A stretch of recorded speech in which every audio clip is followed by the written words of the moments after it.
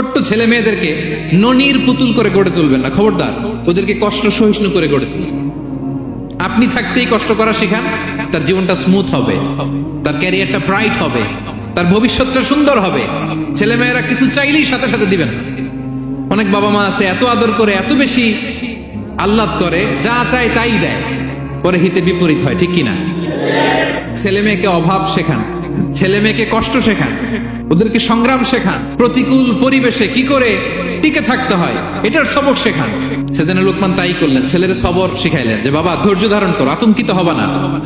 জীবন এটা সহজ নয়, জীবন চলার পথ সহজ নয়, এটাকে সহজ করে নিতে হয়। কখনো সবর করে, কখনো ক্ষমা করে, কখনো অন্যকে ইগনোর করে, কখনো দোয়া করে, কখনো আল্লাহর উপর তাওয়াক্কুল করে, ঠিক কিনা? ছেলে মেয়েকে আদর করে বোঝাবেন, বাবা এখন তুমি বাবার হোটেলে খাও, মায়ের হোটেলে ঘুমাও, সারা জীবন এমন চলবে না, দুনিয়াটা বড্ড কঠিন, এখানে কেউ কাউরে জায়গা করে দেয় না, নিজের জায়গা নিজেরই করে নিতে হয়, ঠিক কিনা? ছোটবেলা থেকেই তাকে দৃঢ় মনোবলের করে তুলতাম যে বাবা দুনিয়াটা এত সহজ নয়, এটা সহজ করে নিতে হয়। This is the life hacks.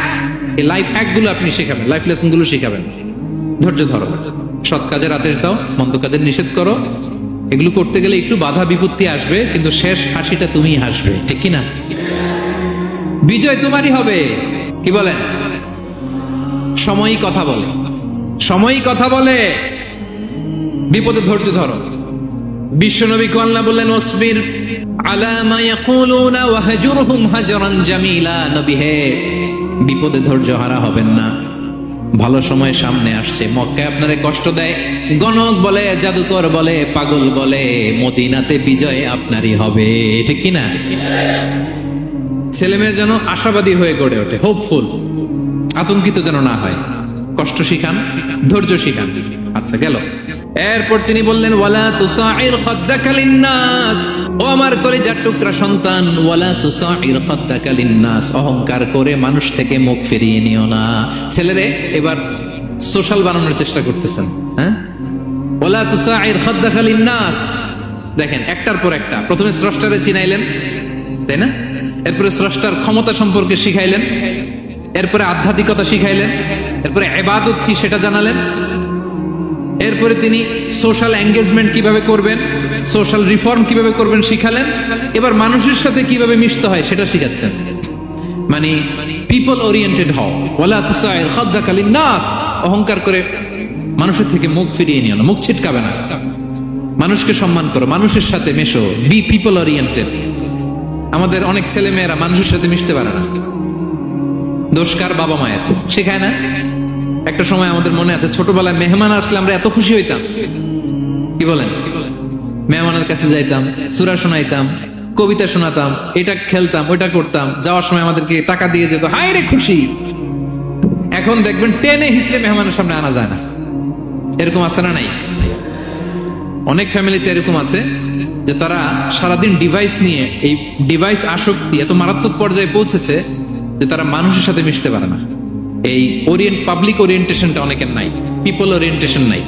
অনেক ছোট বাচ্চা, মেহমান আসছে, তুমি একটু আসো, সালাম দাও, বসো, আসতে চায় না, বসতে চায় না, কারণ ওরা শিখানো হয় না। সারাদিন দিয়ে রাখছে কি হাতে? মোবাইল। এজন্য ছোটবেলা থেকে আমরা যেন সামাজিক বানাই, বাচ্চাকে যেন শেখাই, বাবা মুরব্বীকে দেখলে সালাম দিতে হবে, কি করতে হবে ওরা শিখাবেন। অনেক সময় ছোট বাচ্চারা না বুঝে দারোয়ানের সাথে খারাপ আচরণ করে, ঘরের কাজের বুয়ার সাথে খারাপ আচরণ করে, ড্রাইভারকে বকা দেয়, আছে না নাই? ভদ্রতা, ডিসেন্ট ম্যানার আপনি শিখান নাই তো, শিখবে কোত্থেকে? এই জন্য শুরুতেই বললাম যে গরুর পেট থেকে বেরোলে গরু হয়, কিন্তু মানুষের পেট থেকে বেরোলেই ওটা মানুষ হয় না। ওটারে মানুষ বানাতে হয়, দিনের পর দিন, মাসের পর মাস, টিউনিং করে, পলিশিং করে, গাইড করে করে মানুষের মতো মানুষ বানাতে হয়। তাহলে ছেলেনে বললেন ওয়ালা তুসাইর খাদ্দাকা লিন্নাস। তোমার চেহারাকে মানুষ থেকে ফিরিয়ে নিও না, গণমুখী হও, মানুষের সাথে মেশো। ছেলে মেয়েদেরকে এটা বলবেন। শহরে থাকলে মাঝে মাঝে গ্রামে নিয়ে যাবেন, কাদার মধ্যে ছেড়ে দিবেন, হাট বেটা, হ্যাঁ, কাদায় ছেড়ে দিবেন, পুকুরে ছেড়ে দিবেন, দৌড়াদৌড়ি করতে করতে তারপরে তারা শিখবে, দেখবে। মাছ, জ্যান্ত মাছ দেখে নাই আমাদের অনেক ছেলে মেয়েরা, আছে না নাই?